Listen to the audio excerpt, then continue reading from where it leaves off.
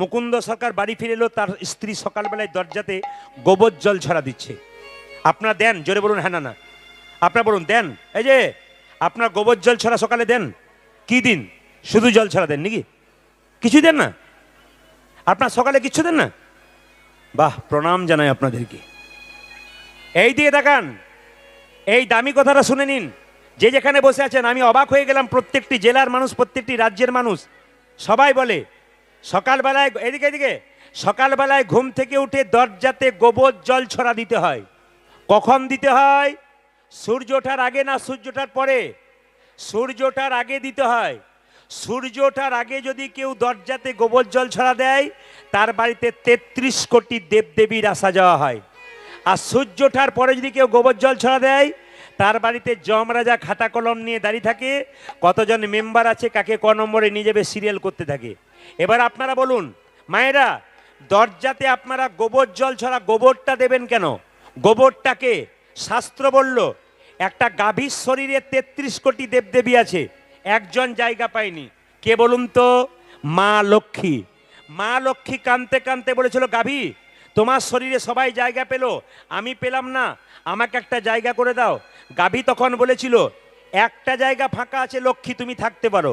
লক্ষ্মী বলল, গাভী মা তোমার কোন জায়গাটা ফাঁকা আছে? বলছে একটা জায়গা ফাঁকা আছে। কোন জায়গা? আমার গোবরটা। স্বয়ং মা লক্ষ্মী গোবরের মধ্যে গিয়েছিল। তাই যারা কীর্তন শুনতে এসছেন, সকালবেলায় ঘুম থেকে উঠে যে দরজাতে গোবর আর জল একসঙ্গে ছড়া দিতে পারবেন, তার বাড়িতে মা লক্ষ্মীর আসা যাওয়া হবে। যারা জানেন না তারা জেনে নিন। দাদা ভাইরা, আপনারা ব্যবসা করেন, আপনার দোকানের দরজাতে লেবু লঙ্কা টাঙান না? জোরে বলুন হ্যাঁ না না। একটু বলবেন আপনারা, লেবু লঙ্কা টাঙান না? কিন্তু প্রশ্ন জাগবে না আপনাদের, লেবু লঙ্কা কেন টাঙানো হয়? মা লক্ষ্মীর প্রিয় খাদ্য হচ্ছে মিষ্টি। সবাই জেনে নিন, বাড়িতে লক্ষ্মী পুজো করেন, মা লক্ষ্মীর প্রিয় খাদ্য কি? মিষ্টি। কিন্তু অলক্ষ্মীর প্রিয় খাদ্য কি? টক আর ঝাল। দোকানের দরজাতে কেউ যদি লেবু মানে টক আর লঙ্কা মানে ঝাল, এই দুটো জিনিস যদি টাঙিয়ে দেয়, তাহলে অলক্ষ্মী ঢুকতে গিয়ে ওইখানে খাবার পেয়ে ওখান থেকে পালিয়ে যায়। ওই জন্য দোকানে আর অলক্ষ্মী ঢোকে না, তাই দোকানের দরজাতে লেবু লঙ্কা টাঙানো হয়। মায়েদেরকে বলে দিই, যে যেখানে বসে আছেন, বাড়িতে লক্ষ্মী পুজো করবেন, কিন্তু লক্ষ্মী আপনারা একা পুজো করবেন না, লক্ষ্মীর সঙ্গে নারায়ণের পুজো করবেন। শুধু হাই তুললে হবে না, আপনাদের জেনে যেতে হবে। ও দেখবেন, যে বাড়িতে একা লক্ষ্মী পুজো হয়, সেই বাড়িতে লক্ষ্মী চঞ্চলা হয়। অনেকে দেখবেন প্রশ্ন করে না, দাদা এত টাকা রোজগার হচ্ছে কিন্তু ঘরে রইছে না, কেন রইবে না? লক্ষ্মী চঞ্চলা। যার বাড়িতে একা লক্ষ্মী আছে তার বাড়িতে লক্ষ্মী চঞ্চলা, আর যার বাড়িতে লক্ষ্মীনারায়ণ যুগলে আছে তার বাড়িতে চঞ্চলা নয়।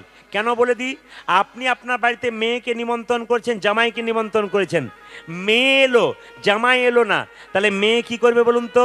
খালি ছটফট ছটফট করবে, কেন এলো না, কি হলো। যেমন মেয়ে চঞ্চলা হয়ে যায়, লক্ষ্মীকে বাড়িতে একা রাখলে চঞ্চলা হয়ে যায়। ওই যে লক্ষ্মী পুজোতে মায়েরা দেখবেন, আপনারা যত ছবি দেখবেন লক্ষ্মী নারায়ণের সঙ্গে, সব দেখবেন লক্ষ্মী সব জায়গাতে নারায়ণের পদসেবা করছে। তাই প্রতিটি বাড়িতে বাড়িতে আপনারা কিবার লক্ষ্মী পুজো করেন? সোমবার দিন। কিবার দিন করেন? বৃহস্পতিবার। যাক, আমার জানা ছিল না, জেনে গেলাম। আচ্ছা মায়েরা, লক্ষ্মী পুজো কি বলেন?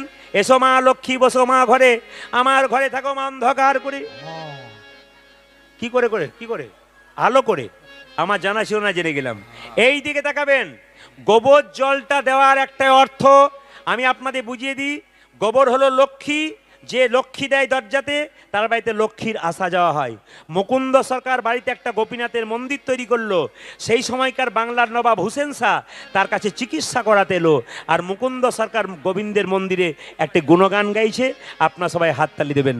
মুকুন্দ সরকার কীর্তন করছে, আর বাংলার নবাব হুসেন শাহ মালদা থেকে এসে পেটের যন্ত্রণা ভালো করবার জন্য ফকির সেজে দাঁড়িয়ে আছে। মায়েরা, ভগবান তিলক করতেন। এইদিকে ভগবানের ললাটে একটা তিলক ছিল। আপনারা যারা কীর্তন শুনতে এসছেন, অনেক মায়ের কপালে দেখছি তিলক রয়েছে। আমার কপালে আপনারা তিলক দেখছেন, কিন্তু আপনারা তিলক করতে পারছেন না কেন?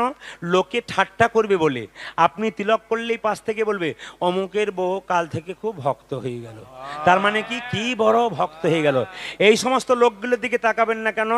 নিম পাতাকে যতই মিষ্টি রসে ভেজান, ও তেতো দূর হয়। জোরে বলুন হা না না।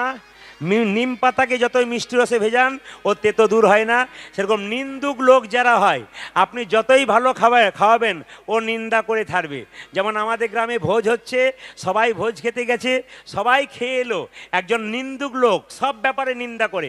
ওকে একজন জিজ্ঞেস করছে, কাকা কেমন খেলেন? খেলাম। মানে খেলাম মানে টান মারলো, কি খেলাম? বলে খেলাম তো ভালো, পোলাওগুলো ভালো হয়েছিল, বাদামগুলো পোড়া পোড়া হয়ে গিয়েছিল। এত এত ভালো হলো ওইগুলো দেখলো না, খালি বাদামটার দিকে তাকিয়ে রইলো। ওই জন্য আপনার নিন্দুকের দিকে তাকাবেন না। মহাপ্রভু বলেছেন নিন্দা যারা করবে তারা নিন্দা করুক, নিন্দা করতে করতে একদিন তোমার পথে আসবে। ও বাবা, এই যে আমি আপনাদের বলি, আসতে আপনাদের বলে দিই, যদি কারো তিলক করার ইচ্ছা থাকে, আমি একটা সহজ পথ বলে দিই, কেউ দেখতে পাবেন, আপনি করতে পারবেন। তিলক করার ইচ্ছা তাহলে কি করবেন? আপনার জল তিলক করবেন। মানে জলকে নিয়ে যেমন আমরা তিলক করছি না, এরকম তিলক কেউ দেখতে পাবে না, কিন্তু জল তিলক, ওটা কিন্তু শাস্ত্রের বিধি আছে। যদি তাও না করতে পারেন তাহলে একটা কাজ করবেন, তুলসী গাছে জল ঢালার সময় আপনি জল ঢালছেন, তখন তুলসী গাছের নিচে যে মাটিটা রয়েছে না মা, ওই মাটিটা এই আঙ্গুলে করে তুলবেন। এই আঙ্গুলে তুলবেন কেন? আমার দিকে তাকান। এটার নাম বৃদ্ধাঙ্গুষ্টি, মানে বুড়ো আঙ্গুল। এটার নাম কি? কনিষ্ঠা। এটার নাম কি? তর্জনী। এটার নাম কি? মধ্যমা। এটার নাম কি? অনামিকা। এটার নাম কি? কনিষ্ঠা। আমি কোন আঙ্গুলে তুলতে বললাম? আমার দিকে তাকান, অনামিকাতে। এই আঙ্গুলে তুলতে বললাম কেন মা? যারা গুরুমন্ত্র নিয়েছেন হাত তুলে বলুন তো, গুরুমন্ত্র জপ করবার সময় কোন আঙ্গুলে জপ করেন? হাত তুলুন আপনারা। কোন আঙ্গুলে জপ করেন? এই আঙ্গুলটা করে জপ করেন। এটা হচ্ছে ভগবানের আঙ্গুল। তুলসী পত্র দেবেন, তাও এই আঙ্গুলটা ব্যবহার করবেন। আপনি একটু বাতাসা দেবেন, তাই এই আঙ্গুলটা ব্যবহার করবেন। সবার কাছে নিবেদন রইল, কীর্তন শুনতে আসা মানে কিছু শিখে যাওয়া। আপনি যতক্ষণ কীর্তনে আসরে আসবেন ততক্ষণ আপনি একটা একটা করে ছোট্ট ছোট্ট করে শিক্ষা নিয়ে যাবেন। এই শিক্ষাগুলো আপনাদের সামনে তুলে ধরবো, আপনারা সবাই লক্ষ্য করুন।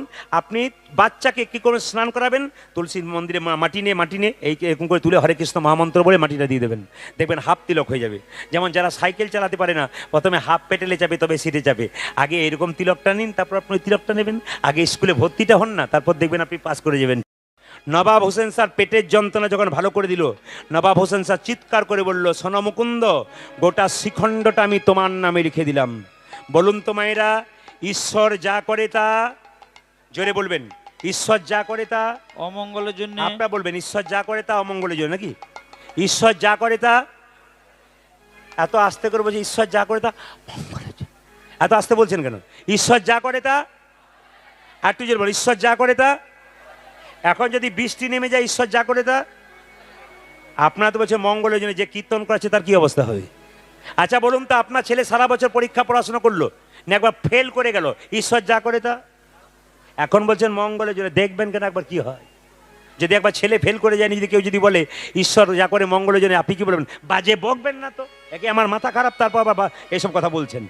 ঈশ্বর যা করে তা মঙ্গলের জন্য। একটা প্রমাণ দিয়ে দিই আপনাদেরকে, যে যেখানে বসে আছেন। একজন রাজা, একজন মন্ত্রী, দুজনে বনে যাচ্ছে শিকার করতে। ঈশ্বর যা করে তা মঙ্গলের জন্য। একজন রাজা মন্ত্রী দুজনে বনে যাচ্ছে, মন্ত্রী কথায় কথায় খালি একটি কথা বলে, রাজামশাই ঈশ্বর যা করে তা মঙ্গলের জন্য করে, ঈশ্বর যা করে তা মঙ্গলের জন্য করে। রাজা মন্ত্রী একসঙ্গে যাচ্ছে, হঠাৎ রাজা পাথরে জোরে হোঁচট খেয়েছে, আর রাজার পা থেকে রক্ত বেরিয়ে ফেটে রক্ত বেরোচ্ছে। মন্ত্রী তখন বলছে ঈশ্বর যা করেছে মঙ্গলের জন্য করে, ঈশ্বর। রাজা মনে মনে ভাবছে, বেটা আমার খাচ্ছে আর আমাকে বলছে ঈশ্বর যা করে তা মঙ্গলের জন্যে। এইদিকে এইদিকে, কে আছিস? মন্ত্রীকে বন্দি কর। মায়েরা, মন্ত্রীকে বন্দি করেছে, রাজা একাই বনে গেছে। বনে ঘুরতে ঘুরতে এমন গভীর জঙ্গলে ঢুকে গেছে, একটা কালী মন্দির আছে, প্রত্যেক দিন একটা করে মানুষ বলি দেওয়া হয়। আজকে কাউকে পায় নাই, পাবি তো পার রাজাকেই পেয়েছে। মায়েরা, রাজাকে পেয়ে কি করেছে দেখুন, যেই না খুঁটোর মধ্যে ঢুকিয়ে বলি দিতে যাবে মায়ের সামনে, জয় মা, যেই না বলেছে জয় মা, তখন লোকে বলছে দাঁড়াও দাঁড়াও। কি? আচ্ছা বলুন তো মায়েরা, ছাগল যখন মাকে বলি দেওয়া হয়, যদি পায়ে খুঁত হয়ে যায়, রক্ত বেরিয়ে যায়, আর লাগে? জোরে বলুন হ্যাঁ না না। লাগে? একটু জোরে বলবেন, হ্যাঁ না না। লাগে? লাগে না। এখন রাজা মশাইকে যখন বলি দিতে যাচ্ছে, রাজার পা থেকে রক্ত বেরিয়ে গেছে, তখন সঙ্গে সঙ্গে বলছে, বেটা কোথা থেকে এলো রে? হ্যাঁ, রাজা বলে চিনতে পারে না, বের কর বেটাকে, বের কর। দু থাপ্পড় দিয়ে রাজাকে পার করে দিয়েছে। রাজা তখন মনে মনে ভাবছে, মন্ত্রী তুমি ঠিকই বলেছ, ঈশ্বর যা করে তা মঙ্গলের জন্য করে। ভাগ্যে হোঁচট খেয়েছিলাম, নাহলে নিতাই গৌর হরিবল হয়ে যেতাম। মন্ত্রী তখন বলছে, রাজা মশাই, এই দেখেন, মন্ত্রী বলছে, রাজা মশাই, ঈশ্বর শুধু তোমার মঙ্গল করেছে তা নয়, আমারও করেছে। আজ হয়তো তোমার সঙ্গে আমি যদি যেতাম, তুমি তো হোঁচট খেয়েছিলে বলে বেঁচে গিয়েছিলে, আমি তো নেতাই গৌর হরিবল হয়ে যেতাম, মানে মন্ত্রীও হয়ে হরিবল হয়ে যেত। তাহলে ঈশ্বর যা করে তা মঙ্গলের জন্য। হঠাৎ মুকুন্দ এই গানটা গাইছে, গাইতে গাইতে অহংকার হয়ে গেল। আমি আপনাদের সামনে একটা কথা বলবো, আপনারা অহংকার করবেন না। ভেতরে যদি কারো অহংকার হয়ে যায়, শেষ। হরিবাসরে দাঁড়িয়ে কেউ যে অহংকার করে, শেষ, 100% শেষ। হরিবাসরে কীর্তন শুনতে কারো যদি ভেতরে অহংকার হয়, ভগবান তাকে নিতাই গৌর হরিবল করে দেয়। অহংকারটাকে একবারে রাখবেন না, সবসময় বিনয়ী রাখবেন। কিসের অহংকার? আপনি জন্ম পেয়েছেন, আপনাকে একজন জন্ম দিয়েছে, আপনি জন্ম পান নাই। আপনি পড়াশুনো করেছেন, আপনাকে একজন পড়াশুনো করিয়েছে। আপনি চাকরি পেয়েছেন, আপনাকে একজন চাকরি দিয়েছে। আপনি যখন শ্মশান ঘাটে যাবেন তখন নিজে যেতে পারবেন না, নিয়ে যাবে অন্যজন। আপনার বলতে কি আছে? আপনার বলতে কিছুই নাই। মুকুন্দ সরকারের ভেতরে অহংকার হয়ে গেল, আমি সারা বাংলা চিকিৎসা করছি, আমার মতো কবিরাজ আর নাই। ভগবান বলল, যে করে অহংকার তার অহংকার পতন ঘটানোর রাস্তা আমার কাছে আছে। মুকুন্দ সরকারের স্ত্রীর শরীরে একটা কঠিন রোগ দিয়ে দিল। আর যখনই রোগটা হয়ে গেল, সঙ্গে সঙ্গে মুকুন্দ সরকারের স্ত্রী চিৎকার করে বলল, স্বামী এ কি আমার হলো গো, এ কি আমার হলো। এই দিকে তাকান। মুকুন্দ সরকার স্ত্রী চিৎকার করে বলছে, স্বামী এ কি আমার হলো গো, হলো গো। কি হয়েছে, কি হয়েছে, কি হয়েছে তোমার? আমার সর্বাঙ্গ যেন জ্বলে যাই, জ্বলে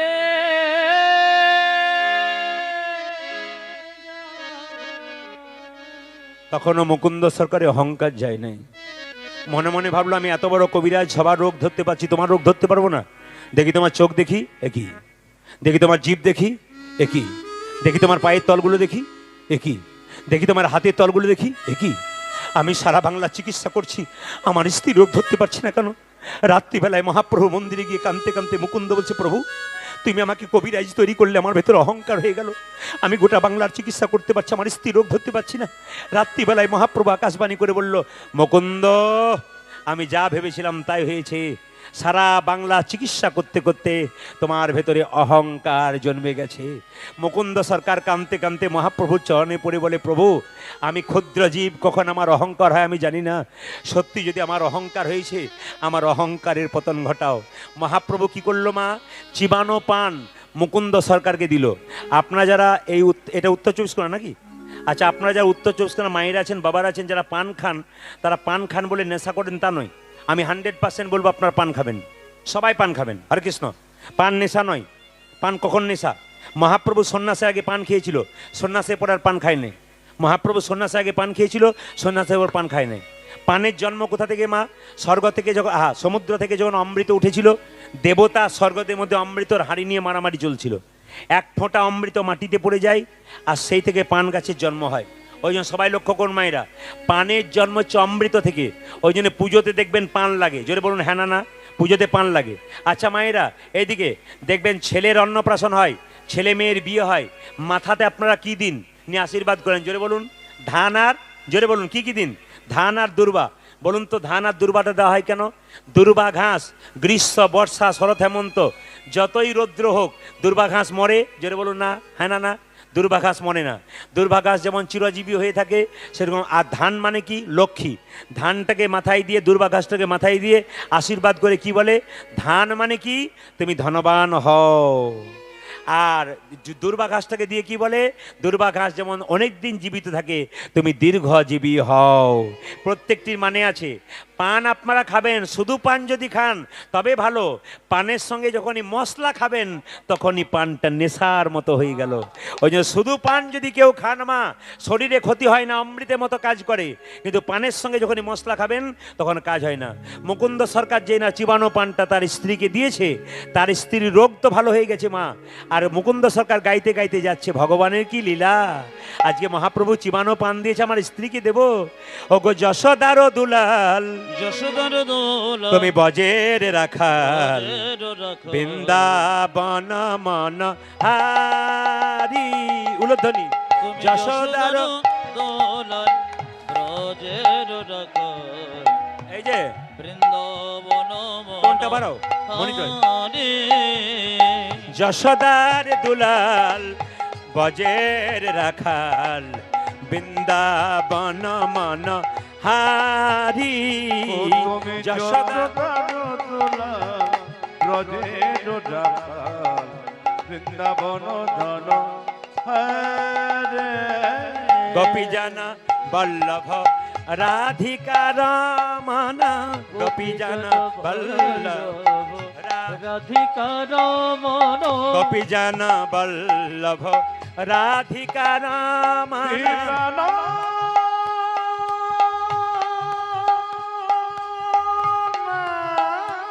নিতাই গৌর হরি হরি বল উলধ্বনি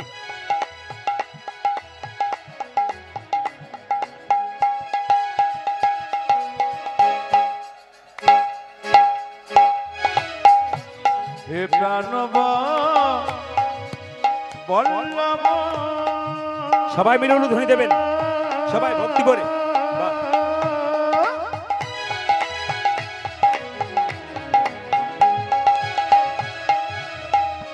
হে প্রাণনা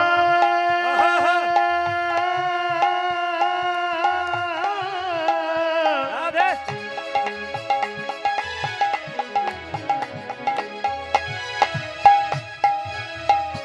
হে প্রাণব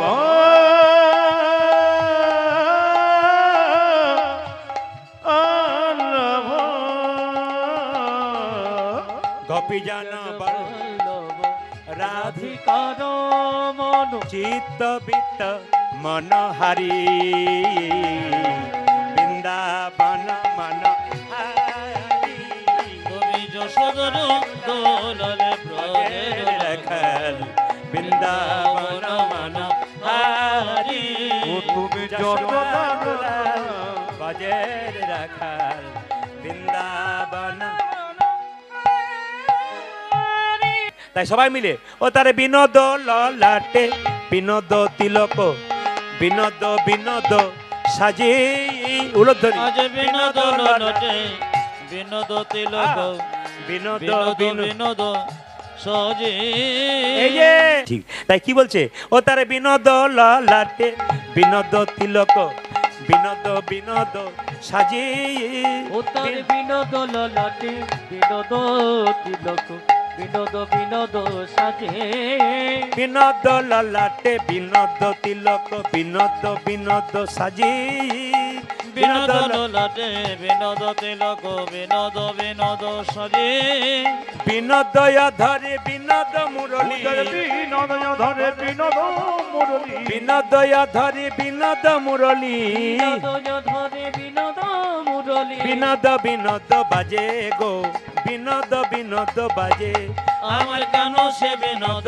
রায় গো কানো সে বিনোদ রায় ওই আমি কানো সে বিনোদ রায় ওই আমার কানো সে বিনোদ ও মা গোবিন্দ মালা পড়েছে আহা বিনোদ গলায় বিনোদ মালা বিনোদ বিনোদ দোলে ও সে বিনোদ গলায় বিনোদ মালা বিনোদ বিনোদ দোলে মায়েরা গোবিন্দের শরীরে যা কিছু আছে সব সুন্দর যে মালাটা আছে সেটাও সুন্দর যে মেয়েটা মালাটা গেঁথেছে সেও আবার দেখতে সুন্দরী ও তার বিনোদ গলায় বিনোদ মালা বিনোদ বিনোদ দোলে বিনোদ গলায় বিনোদ মালা বিনোদ বিনোদ দোলে কোন বিনোদিনী বিনোদ গাথুনি কোন বিনোদিনী বিনোদ গাতুনি কোন বিনোদিনী বিনোদ গাথুনি কোন বিনোদিনী বিনোদ গাথুনি গেথেছে বিনোদ ফুলে গো গেথেছে বিনোদ ফুলে আমার কানো সে বিনোদ রায় গো কানো সে বিনোদ ওই রায় আমার কানো সে বিনোদ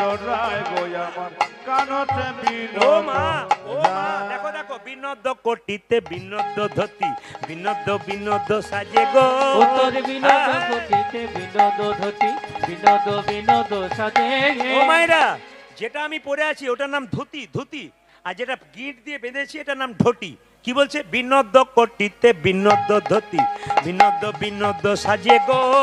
বিনোদ কোটিতে বিনোদ দটে, বিনোদ বিনোদ সজে।